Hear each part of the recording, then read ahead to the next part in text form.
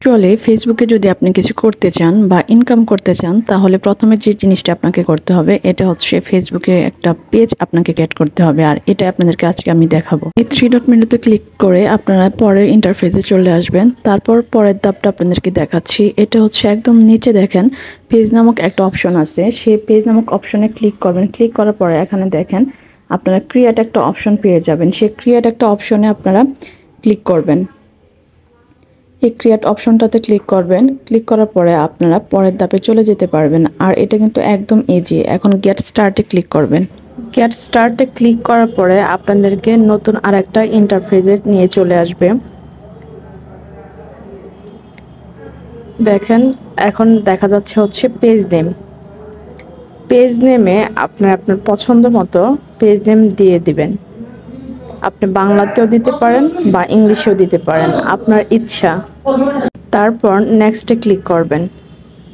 নেক্সটে ক্লিক করার পরে আপনারা চলে আসবেন নতুন আরেকটা পেজে, সেটা হচ্ছে অ্যাড ক্যাটাগরি। অ্যাড ক্যাটাগরি থেকে আপনারা এখান থেকে ভিন্ন ধরনের ক্যাটাগরি সিলেক্ট করতে পারেন। তার জন্য আপনারা আর বেশিরভাগ মানুষ যেটা দিয়ে থাকে এটা হচ্ছে ডিজিটাল ক্রিয়েটর বা পার্সোনাল ব্লগ। আপনি যে কোনো জিনিসে আপনি এখান থেকে ক্যাটাগরিটা সিলেক্ট করে নিতে পারবেন। তো আমি ডিজিটাল ক্রিয়েটর সিলেক্ট করে নেক্সটে ক্লিক করলাম। নেক্সটে ক্লিক করার পরে এটা সেট আপ হয়ে যাবে।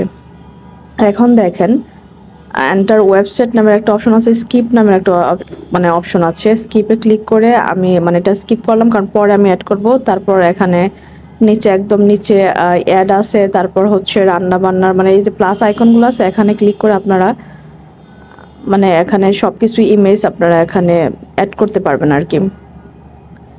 আমি স্কিপ করে চলে আসলাম আমার পেজটাতে। এখানে দেখেন আমি মার্ক করে দেখায় দিচ্ছি এখানে কি কি অপশন আছে। রান্না বান্না, আমার চ্যানেল পেজ নেম, তারপর একদম নিচে আপনারা চলে যেতে পারেন বা এখান থেকে আপনারা ম্যানেজে ক্লিক করেও আপনারা কিন্তু এডিট করে নিতে পারেন আপনার পেজটাকে। আর এখান থেকে আপনারা কিছু মানুষকে ফলো দিয়ে রাখবেন, তাহলে আপনাদের যে নিউজ ফিড সেখানে কিন্তু আপনারা বিভিন্ন ধরনের নিউজ পেতে পারেন। আর আপনি যদি অবশ্যই অন্যের পেজ ফলো না করেন আর অন্যদেরকে ফলো না দেন তাহলে কিন্তু আপনি ফলো পাবেন না। আর আপনাকে অবশ্যই অ্যাক্টিভ থাকতে হবে পেজে। সবাইকে ধন্যবাদ।